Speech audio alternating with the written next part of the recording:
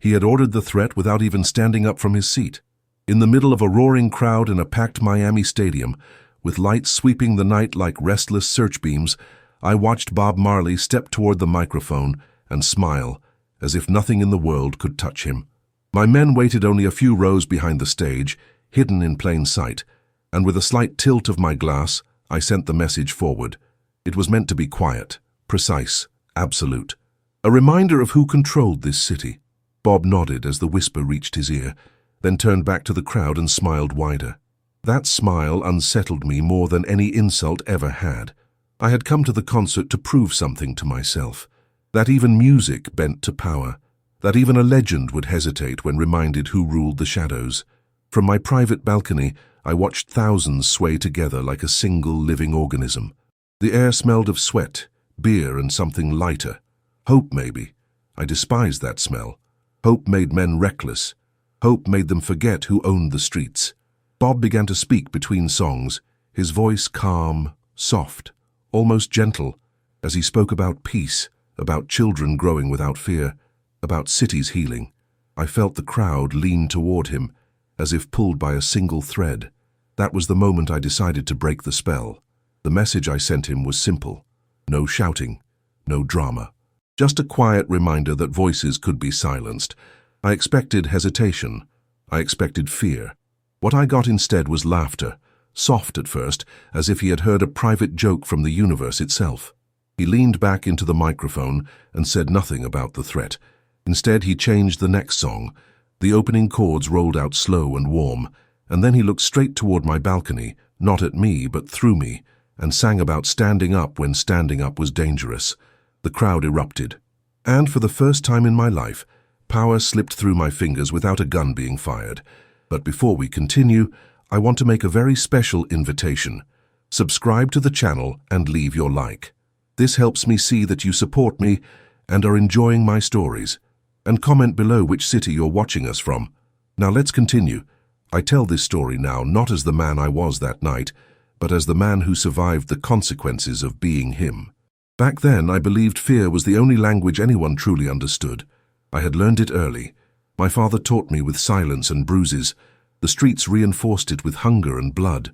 By the time I was 30, I owned half the docks, 3 unions, and the loyalty of men who would burn cities at my word. Respect came wrapped in terror, and terror felt like safety. Sitting above that crowd, dressed in tailored calm, I thought I was untouchable. Yet a singer with dreadlocks and a battered guitar had just stood under open lights and dared me without once saying my name. When the song ended, my men looked back at me for instruction. Their eyes were sharp, eager, ready to correct the universe on my behalf. I gave no sign. My hand trembled near the glass of whiskey, though I kept my face still. The crowd roared Bob's name as if it were a prayer.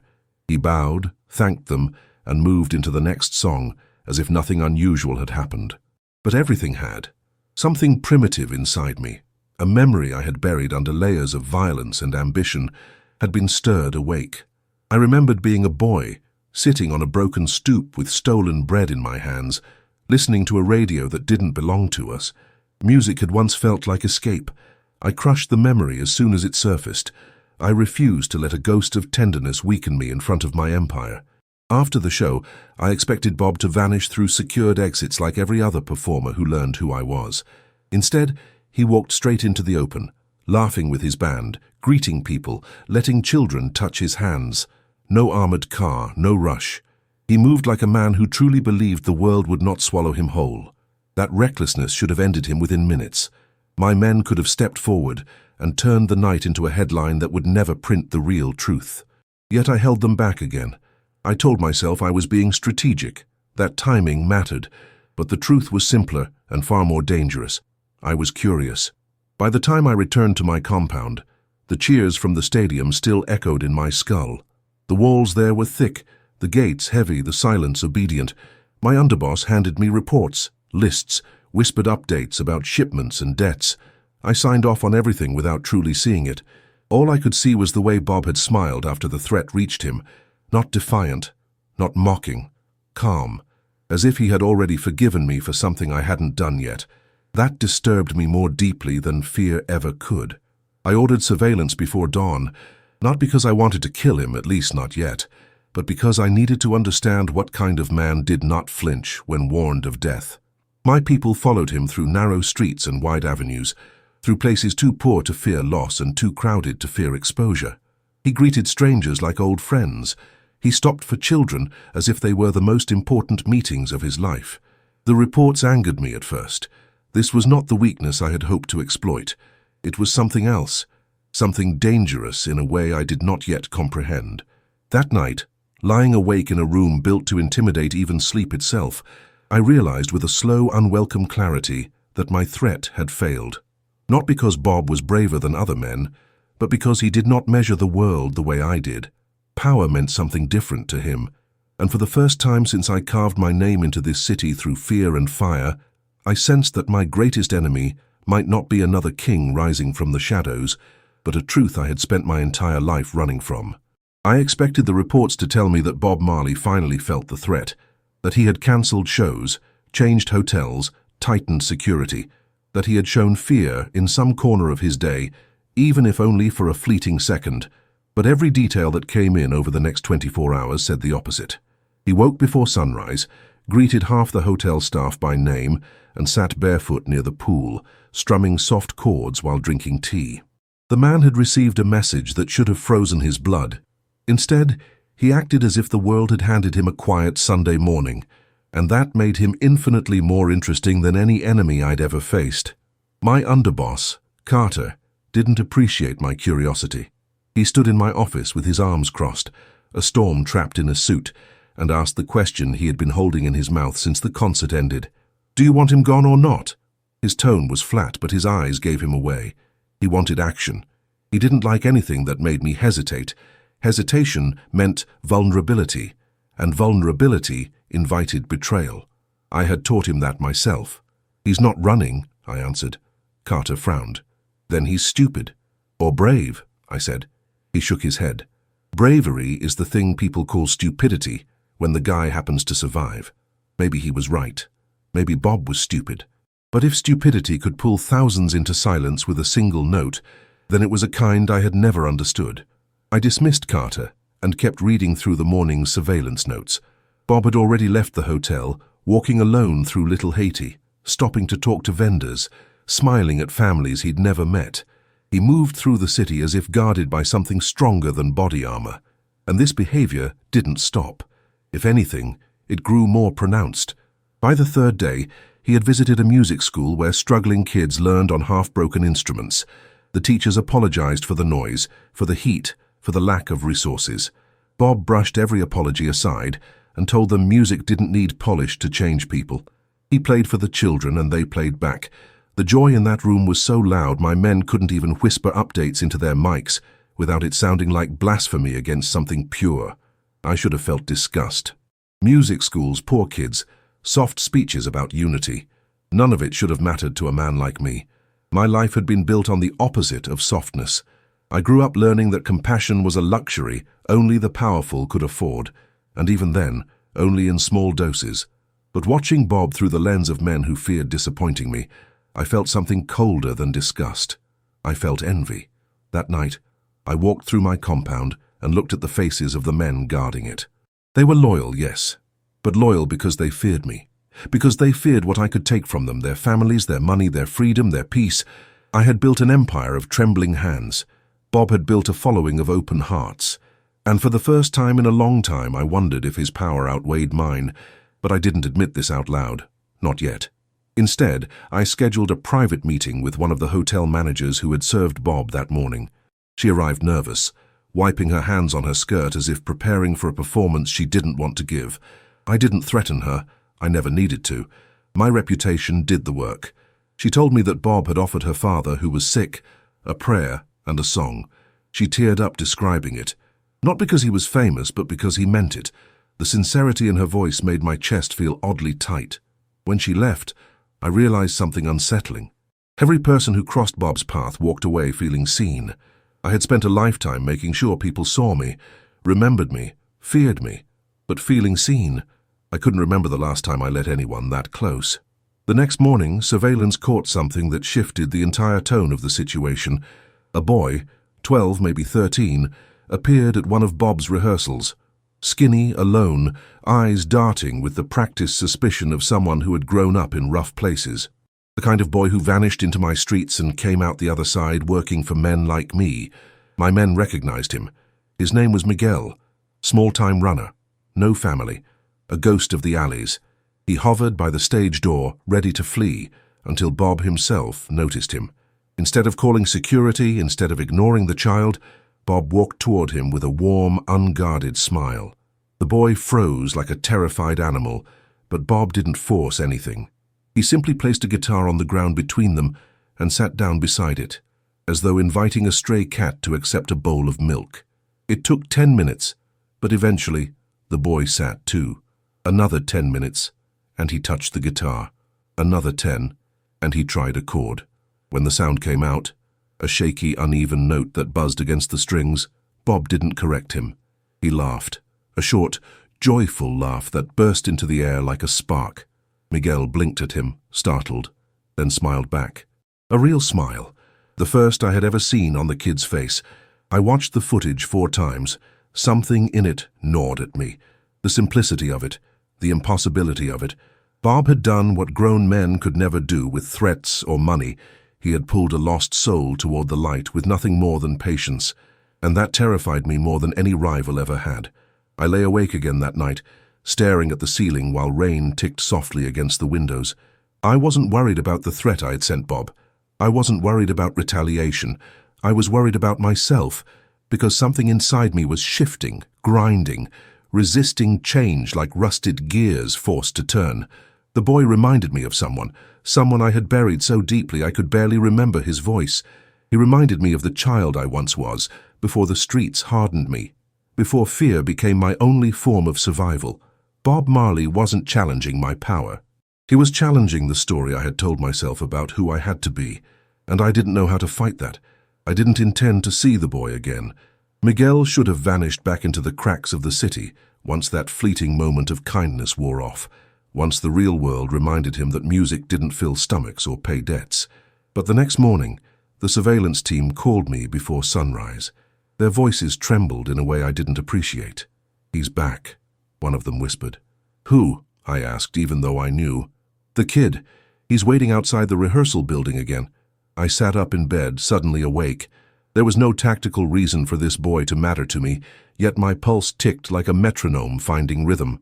I stood, dressed, and walked to the surveillance room.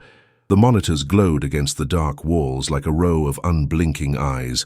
On the main screen, Miguel sat on the curb outside the building, holding nothing but a frayed backpack in his lap. He wasn't begging.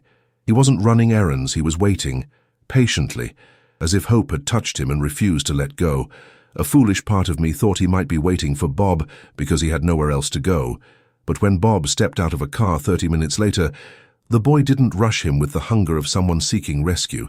He simply stood, shy and unsure, and lifted his chin in greeting. Bob smiled, soft, warm, familiar, and Miguel followed him inside as if the door had opened just for him. My underboss, Carter, leaned against the doorframe of the surveillance room. "You're watching children now?" he asked, not bothering to hide his irritation. I ignored him. "I don't trust that kid," he continued. "Street rats don't follow music. They follow opportunity." "Maybe music is the opportunity," I said. Carter scoffed. "Music doesn't change anyone." I didn't answer. Maybe I didn't want to. Inside the rehearsal space, Bob tuned his guitar while talking to the band. He didn't treat the boy like a distraction or a trespasser.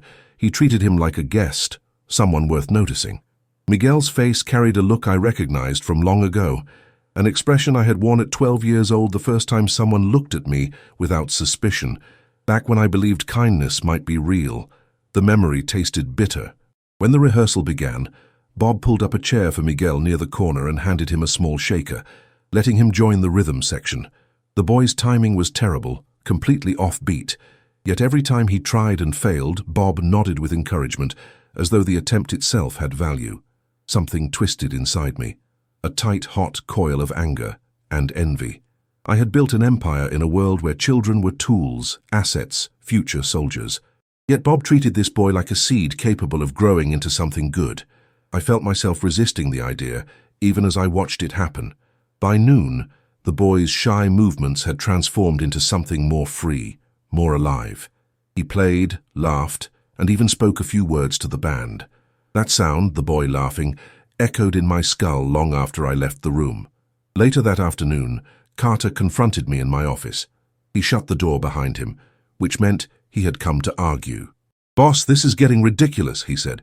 "You sent a threat, he ignored it. Now you're watching him bond with some street kid like it's a movie. We need to shut this down." I kept my eyes on the city skyline outside the window. "What exactly are you suggesting?" "Eliminate the distraction," he said. "Both of them, if necessary." I turned then, slow and deliberate. "The kid has nothing to do with this." "That's the problem," Carter replied. "He's pulling you off your axis. You're thinking like a civilian." His words struck harder than he intended. I remembered the boy I once was, the hunger that lived inside him, the way he had begged the universe for one decent adult. But the world hadn't given me a Bob Marley. It had given me my father, a man whose lessons had nothing to do with music and everything to do with survival. "This ends now," Carter pressed. "You decide today. Are we taking Marley out or not?" I didn't answer. I couldn't. My silence made Carter's jaw tighten. "I'll wait for your order," he said. Then he left, leaving a storm behind him. That evening, unable to shake the feeling gnawing at my chest, I left the compound alone, something I rarely did, and drove toward the rehearsal hall. I parked in the alley unseen and walked to the side door. My instincts told me to walk away, to stop this nonsense, to reclaim the distance a man in my position needed. But I ignored every warning. Through the cracked door, I watched the end of rehearsal. Bob played a soft melody, a lullaby of a song that wasn't meant for the crowd, only for tired souls. Miguel sat beside him, eyes half shut, listening as if hearing a story written only for him. When the last chord faded, Bob noticed the boy shivering and draped his own jacket around his shoulders. A gesture so simple I felt something inside me splinter, something dangerous, something human. Miguel looked up at him. "Why do you help me?" he whispered. Bob rested a hand lightly on the boy's head. "Because someone once helped me when I didn't know how to ask." The words hit me like a blow. For a moment, I couldn't breathe. My father had never helped me. No one had. Every step I took toward power had been carved out of fear, anger, and the belief that kindness was a lie. Yet watching Bob with the boy made me question everything I had built. I backed away from the door before anyone could see me. When I reached my car, my hands were shaking. Back at the compound, Carter waited again. "Well?" he asked. "The order?" I opened my mouth, but nothing came out, because for the first time in my life, I didn't know which man I wanted to be. I had given impossible orders before, orders that shifted the balance of the city, orders that silenced enemies, orders that carved my name into the bones of Miami's underworld. None of those commands had ever cost me a second thought. But the one Carter pressured me for now, the one he expected without hesitation, sat on my tongue like a stone too heavy to swallow or spit out, and for reasons I still refused to admit, I couldn't speak it. The morning after I watched Miguel wrapped in Bob Marley's jacket, I woke with a weight in my chest I didn't recognize. Regret? Fear? Nostalgia? I didn't know. I only knew it made everything inside me feel misaligned, as if the world had turned slightly but refused to warn me. Carter waited in the hall outside my office. He never waited unless he was ready for confrontation. "We can't stall any longer," he said as soon as I opened the door. "He's performing tonight.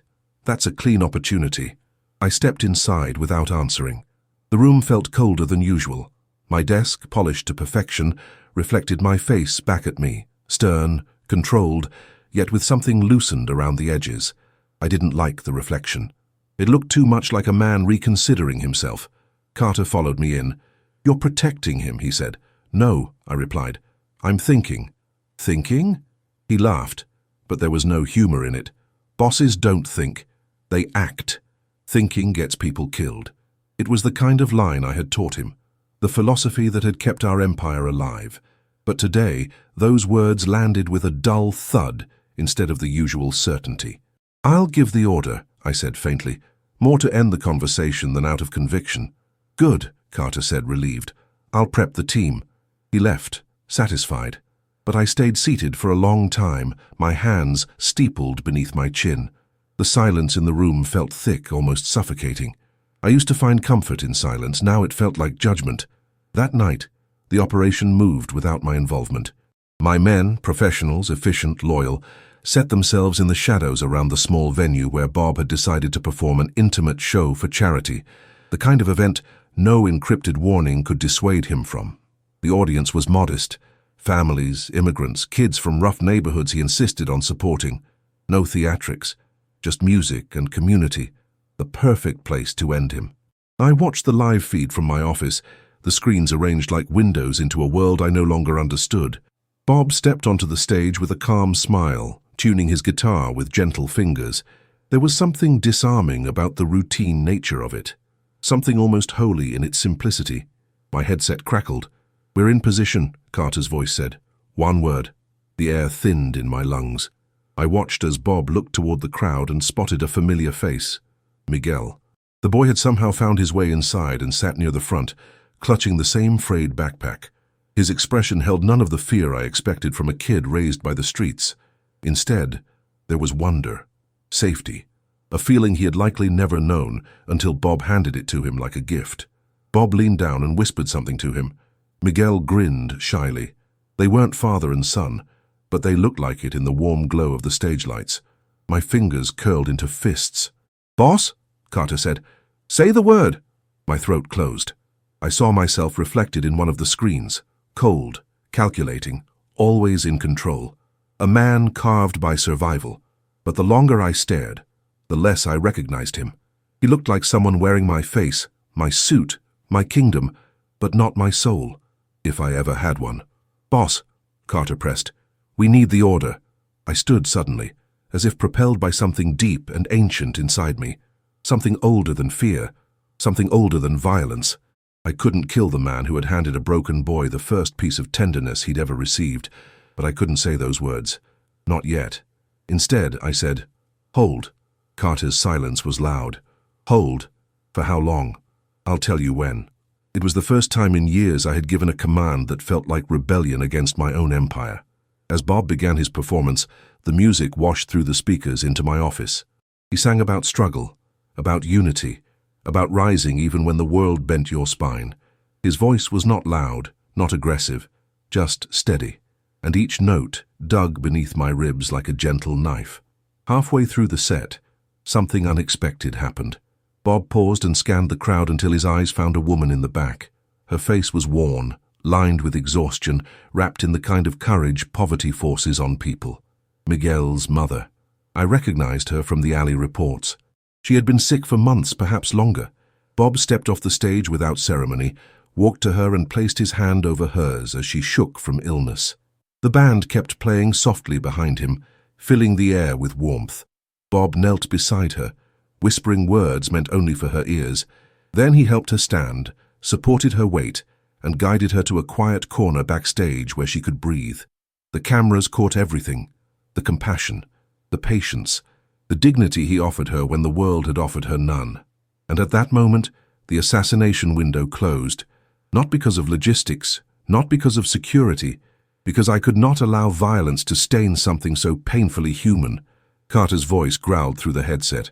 "Boss, that was the shot. You missed it. He's alone now. Do we move?" I stared at Bob holding the trembling woman as if she mattered more than the thousands waiting for him. And I knew. I knew that if I gave the order now, I would kill something inside myself that could never come back. "No," I said. "What do you mean, no?" "Stand down." Carter cursed under his breath. "You're making a mistake." "Probably," I replied, "but it's my mistake to make." I ended the call. On the screen, Bob lifted the woman into a backstage chair and covered her with his own scarf. Miguel hovered nearby, anxious, grateful, torn between fear and hope. I realized, with a slow ache spreading through my chest, that I wasn't watching a target anymore. I was watching the kind of man I had spent my entire life wishing someone else had been for me, and that truth changed everything. I didn't sleep after the concert.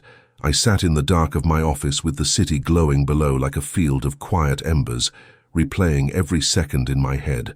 Bob stepping off the stage, the woman trembling, Miguel's wide, terrified eyes. My own voice saying "stand down" as if it belonged to someone else. By dawn, I understood one brutal truth. I could no longer pretend this was about power. This was about me. So I arranged the meeting, not with threats, not with intermediaries. I used a neutral channel, one so old and clean it had once been used by enemies who wanted to talk before they tried to kill each other. The message was simple.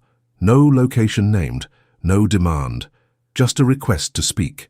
I expected him to refuse. He didn't. When the reply came, calm and direct, I felt something close to fear tighten beneath my ribs. The place I chose was a closed-down pier cafe, far from the noise of the clubs and the territories my men controlled, the kind of forgotten space the city had turned its back on. I arrived first, unarmed for the first time in decades. That alone should have told me how far I'd already crossed into unfamiliar ground. When Bob arrived, he came alone. No bodyguards, no entourage. He walked across the cracked concrete boards as if approaching an old friend instead of the man who had tried to silence him. His face held no caution, no anger, only a quiet curiosity that unsettled me. "You asked to see me," he said. So simple. No bravado, no fear. We sat at a table near the edge of the pier. The ocean rolled beneath us, steady and eternal. I studied him the way I would study any enemy, searching for tension, arrogance, weakness. Instead, I found stillness. "I threatened you," I said. "You ignored it." He nodded. "I heard it, I didn't ignore it." "Then why are you here?" "Because people who threaten usually carry pain they don't know what to do with." The words landed without accusation, without judgment. They carried no weapon, yet they cut closer than any blade ever had. I leaned back in the chair and laughed once, sharply. "You think this is about pain?" "I think everything is," he answered. For a moment the city seemed to pause between us. The waves softened their rhythm. The wind shifted. "You know who I am," I said. "I know what people say about you," he replied. "That's not the same thing." The statement disarmed me in a way violence never could. All my life, people had feared what they had heard about me. None had bothered to separate the man from the legend. "I could still kill you," I said quietly. "I know," he replied. "And you still came." "Yes." "Why?" "Because fear only wins if you live inside it," he said. "And I refuse to rent its space inside me." Silence wrapped around us again. I found myself gripping the edge of the table as if the ocean below might pull me under. "This city runs on fear," I said. "It feeds on it. And yet it still sings," he said gently. "I heard your streets sing last night." That stirred anger in me. "You didn't hear the streets. You heard a few thousand people at a show." "I heard more than that," he replied. "I heard kids who shouldn't laugh anymore. I heard mothers who carry too much weight in their arms.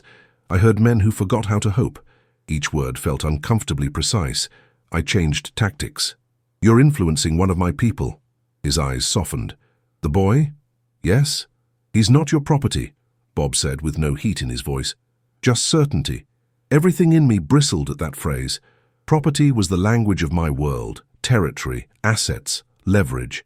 "He works for me," I said. "He survives around you," Bob corrected. The distinction stung. "You give him music. What happens when the money still doesn't come? When the hunger returns?" "Then he'll have something stronger than hunger," Bob said. "He'll have direction." I exhaled slowly. "You really believe that's enough to save someone?" "No," he said, "but it's enough to remind them they're worth saving." The words echoed in places I had long sealed shut. "Before we continue, tell me in the comments what you think of this story so far and what you would do in his place. Don't leave the video, because what comes next will give you chills." I stood suddenly and walked to the edge of the pier. The water below was dark, endless. For years I had thrown men into that darkness without blinking. Now I couldn't stop thinking about a 12-year-old boy holding a broken shaker and smiling like he had touched the edge of a different future. "You changed him," I said. "No," Bob replied from behind me. "He changed himself. I only stood where he could see another path." I turned back toward him. "And what about me? You think I can just change?" Bob studied me carefully then, as if truly seeing me for the first time. "Not the boss, not the legend, the man beneath the armor. I think you already are," he said. The words struck with quiet finality. "You don't know me," I said. "Not yet," he replied softly. "But I see someone who stopped violence last night when he could have chosen it." My jaw tightened. "You don't know what that cost me?" "No," he admitted. "But I know what it gave you." "What?" "A future that wasn't guaranteed before." The ocean wind climbed around us, tugging at our clothes. For the first time, I felt exposed without a weapon in my hand. Not weak. Exposed. "You don't belong in my world," I said. "No," he agreed, "but your world doesn't have to stay the same." I watched him rise from the table. He didn't wait for permission to leave, he never had. As he walked away, he paused once and turned back to me. "If you ever want to hear music without fear attached to it," he said, "you know where to find me." Then he was gone. I remained at the pier long after his footsteps faded. Something inside me had shifted into a position from which it could never return. The mirror he held up had shown me a man I barely recognized, and worse, a man I might have been if the world had been kinder. That was the moment the real war began, not between me and Bob, but between who I was and who I might still become. The first sign of the coup came disguised as routine, a delayed shipment, a missed payment, a hesitation where obedience had once lived. Small fractures in an empire usually mean nothing to people who don't understand how power breathes. To me, they were a scream. Carter didn't confront me this time. He didn't argue. He didn't push. That silence was the danger. The man who once challenged every weakness in my decisions now moved like someone already convinced I was finished. Loyalty had shifted its weight. I felt it in the way my men avoided my eyes, in how meetings ended quicker, in how voices lowered when I entered a room. The city hadn't changed. I had. And in my world, that was unforgivable. I confirmed it through one of my oldest informants, a man who had followed me since the days before suits, before titles, before territories had names. His face was pale when he spoke. "He's building support," he said, quietly. "The docks, the east warehouses, some of the older capos too." "Why?" I asked, even though I already knew. "Because they think you've gone soft." I closed my eyes for exactly 1 second. That was all the weakness I allowed myself. "And Bob?" I asked. The informant hesitated. "Carter's been asking questions about his movements again." The air sharpened. "He's trying to force my hand," I said. "Yes." I dismissed the informant and stood alone in the center of the room that once felt like the heart of my world. My empire was no longer waiting for my orders. It was judging my hesitation. And Carter, my shadow, my weapon, my most trusted creation, had decided I was unfit to hold the crown I had forged. The irony would have been amusing if it hadn't been lethal. That night I summoned Carter under the pretense of reviewing operations. He arrived smooth as always, eyes cold, expression carved from patience. We spoke about routes, numbers, debts, a parody of normalcy. Then I said, "You've been positioning against me." His jaw tightened only slightly. "You've been positioning against yourself," he replied. He didn't deny it. "You're risking everything," I said. "No," he answered. "You are." The moment you spared that singer, every crew in this city saw hesitation. They saw weakness. I stood slowly. They saw restraint. They saw a man who forgot what fear is for. Carter snapped. "You want my seat," I said. "I want the city to survive," he replied, "and survival demands sacrifice. Mine and his." The distance between us filled with an unspoken truth. This wasn't just about control anymore. It was about ideology, about the kind of darkness a man chooses to carry. "You'll bring war into the streets," I said. "No," he replied coldly. "You already did when you hesitated." 2 nights later, violence erupted. Not public, not yet, but surgical. 3 of my loyal capos vanished in 12 hours. No bodies, no warnings. That was Carter's style. Silent replacement. Fear without sound. My empire was eating itself. And in the middle of it all stood Bob, unaware that the protection I had never promised him was unraveling at speed. The message came shortly after midnight. A single line from one of my last trusted men. "They're moving on Marley tomorrow night." The depth of that threat burned through me unlike any before it. Not because of the loss itself, but because this time I knew exactly what that loss would say about me. I had a choice. I could let Carter finish the job, take the throne fully, bury the last weakness in blood, restore the old order, or I could burn the order down myself. I gathered the fragments of loyalty that remained and moved faster than Carter expected, not with open war, but with truth. I exposed his secret dealings to rival crews. I cut his supply routes at the source. I took away everything that made betrayal profitable. It wasn't mercy. It was surgical destruction. But even as his network collapsed, one final piece of his plan remained untouched. The concert. A massive public performance Bob had scheduled in the heart of the city. A celebration of unity. A gathering of thousands. Carter planned to turn it into an execution, mine and Bob's together. Two symbols erased in one moment. If he succeeded, the city would drown in chaos. If I stopped it openly, I would confirm every weakness they already believed. And yet, I no longer cared how they saw me. For the first time in my life, I cared how I would see myself afterward. The night before the concert, I stood alone again at my window and watched the city breathe below. I understood then that I wasn't choosing between power and surrender. I was choosing between legacy and escape, between the man who ruled through terror and the man who had learned too late that fear was never the same thing as strength. Tomorrow, the stage would belong to Bob again, and for the first time the threat would not come from me. The morning of the concert arrived heavy with heat and unspoken dread. The kind of day that feels ordinary to everyone, except the men who already know what is supposed to happen before the sun sets. Downtown Miami woke to banners, roadblocks, and excited radio voices announcing the night's event like a celebration carved into destiny. Thousands were expected. Families, teenagers, street vendors, people who believed music would protect them from the truths that ruled their lives. In my world, crowded places were never celebrations. They were opportunities. By dawn, I had confirmed what I feared. Carter had lost most of his internal support, but he no longer needed an empire to finish what he started. He only needed one clean explosion of chaos. The concert was no longer just about killing a singer or a dethroned king. It was about rewriting the city through shock. If panic ruled the streets long enough, men like Carter always emerged on top. My last loyal men stood in a silent half-circle inside the warehouse where I had operated before luxury dulled my instincts. Their faces reflected the same truth I carried in my bones. None of us would return untouched. There's no subtle way out anymore, I told them. If we move openly, he'll trigger his plan early. If we don't move at all, thousands pay the price.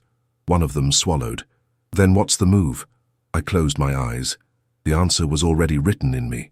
We let the concert happen, I said, but we change what it means. By afternoon, the stage rose like a steel altar in the city center. Speakers stacked toward the sky, lights tested in restless arcs. People gathered hours early, hoping to stand closer to the man whose voice made them feel safer than the world they lived in. I watched from a distance that no longer felt like power, only perspective. Miguel was there too. I spotted him by instinct alone. He stood near the barricade with a small group from the music school, eyes wide, chest full, carrying joy so naked it almost hurt to see. His mother had insisted on coming despite her illness. She sat farther back on a folding chair, wrapped in a borrowed jacket, smiling as if she were already healed. The city didn't see the snipers Carter had placed in places even my own men had overlooked. It didn't hear the coded words moving through hidden radios.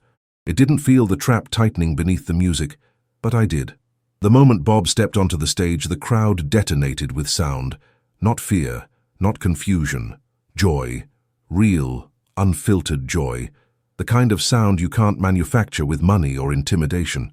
He raised one hand in greeting, not as a king, not as a rebel, just as a man grateful to be heard. I listened from the shadows. The first songs were light, uplifting, the kind of melodies that teach feet to forget gravity. I watched the crowd move as one living thing. For a moment, even the men who had once served me swayed without realizing it. Music slipped past allegiances without asking permission, but Carter wasn't there to listen. My headset crackled. "We've got movement," one of my scouts whispered. "He's repositioning." "He's nervous," I said. "He's getting desperate." Desperate men are the most dangerous because they stop pretending they want control. They only want destruction. Halfway through the set, I saw Carter himself emerge from the edges of the crowd. He moved with calm intent, masked beneath the face of an ordinary man. No entourage, no ceremony. A final act carried personally. He wasn't there for Bob. He was there for me. Carter knew the only way to truly seize my legacy was not just to remove my body, but to shatter whatever myth remained of my restraint. If he killed me in the middle of a crowd I had chosen to protect, every bloodline, every crew, every debt would fall back into the old language of terror. His language. I moved before he could, not toward him, toward the stage. My men reacted instantly. They surged through the shadow paths we had carved through the city long before towers replaced alleys. Carter saw me too late. His eyes widened, not in surprise, in betrayal. I reached the edge of the stage as Bob finished a song and stepped back, preparing to speak to the crowd. The band was adjusting equipment. The lights shifted. The world held its breath without knowing why. I climbed the steps into open sight. The crowd gasped. Some recognized me, some didn't, but fear rippled outward like a shockwave once my face hit the screens. Even Bob turned, startled, his eyes narrowing not in panic, but in understanding. The trap tightened instantly. Carter gave the signal. The sound that followed was not music. It was chaos trying to be born. But chaos needs momentum, and I took it from him. I raised both hands high, empty. The crowd fell into a trembling hush, confusion crushing joy into silence. I leaned toward one of the microphones and spoke the only truth I had left. "I am the man you are afraid of," I said. "And tonight, that ends." Carter moved. I felt the shift before I saw it. My men intercepted him in a storm of motion, bodies colliding, momentum fracturing. No spectacle, no grand violence, just speed and certainty. Bob stepped beside me without hesitation. I didn't look at him yet. "This city was built on fear," I continued into the microphone. "I fed that fear. I taught men to survive by becoming monsters. And tonight, I destroy what I became so you don't have to inherit it." The crowd didn't cheer. They didn't scream. They listened.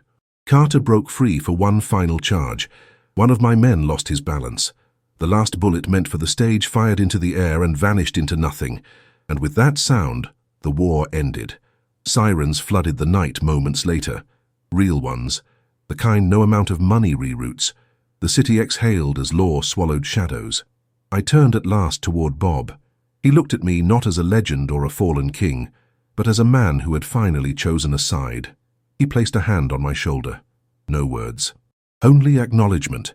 Below us, Miguel watched with tears streaming down his face, not from fear but from understanding he was too young to fully name.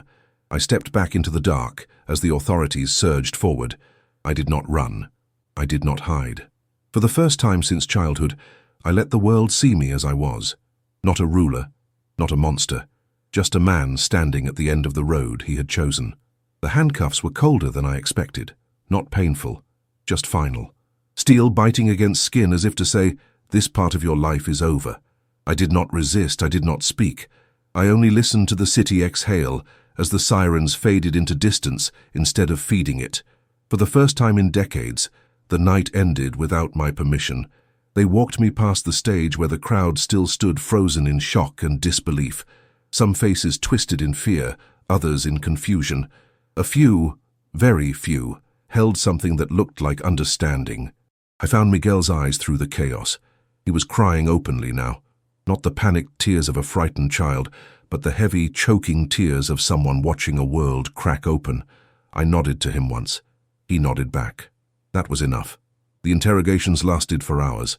They came in waves, federal agents, city detectives, men who had chased my shadow their entire careers and could barely believe I had stepped into the light on my own. I gave them everything. Names, routes, accounts. The bones of the empire I had built on fear.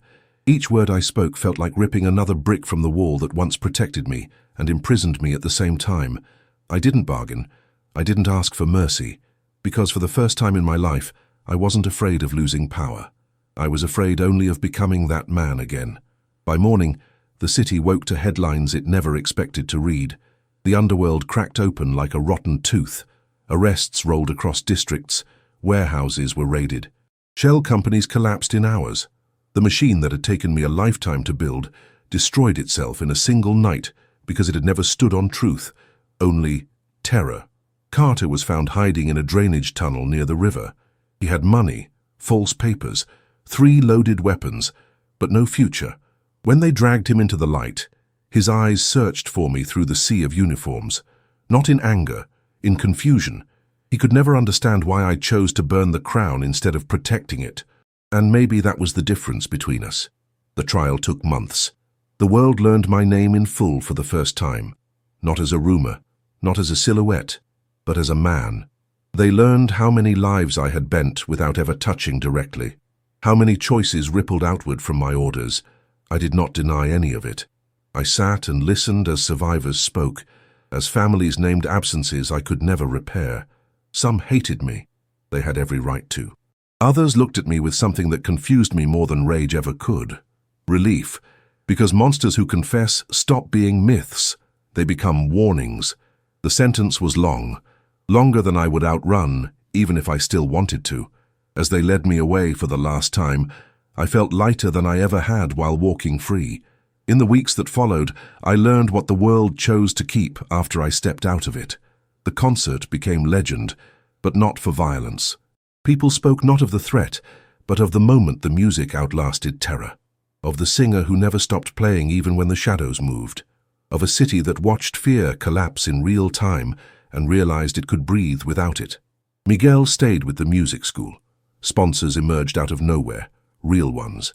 The kind that didn't demand obedience in exchange for survival. He learned chords fast, faster than anyone expected. His hands had always been made for more than running messages through alleyways. His mother lived, slowly, fragile, but alive. Sometimes that was the greatest miracle of all. As for Bob, he never spoke my name publicly. Not once. Not in interviews. Not on stage. Not even in the quiet rumors that tried to attach our stories together. He understood something I came to understand too late. My redemption was not his to tell. Years passed inside concrete walls, where days are measured by footsteps and keys instead of money and fear. I read. I listened. I learned how to be still without violence filling the silence. I watched seasons change through narrow windows and learned that the world does not end when you stop controlling it. One afternoon, long after the headlines had faded, a letter arrived. No return name. Inside was a single photograph. Miguel stood on a small wooden stage behind a microphone, guitar strapped across his chest. His smile was nervous, proud, alive in a way that had nothing to do with survival and everything to do with purpose. In the back of the photo, slightly out of focus, stood the man who had changed his path with a song instead of a threat. On the back of the photo, 4 words were written in simple ink. The seed kept growing. I held that image in my hands longer than I held any weapon in my life, and for the first time I wept without shame, not because I had lost a kingdom, but because I had finally learned what a man is supposed to leave behind. Not fear, not silence, but something that continues after you no longer can. I don't know if the world ever forgave me. That isn't mine to claim. But I know this. On the night I stepped onto that stage, power did not save the city. Music did. And mercy finished the work fear could never complete. What did you think of the story? Subscribe to the channel and share it with someone who will also be moved today.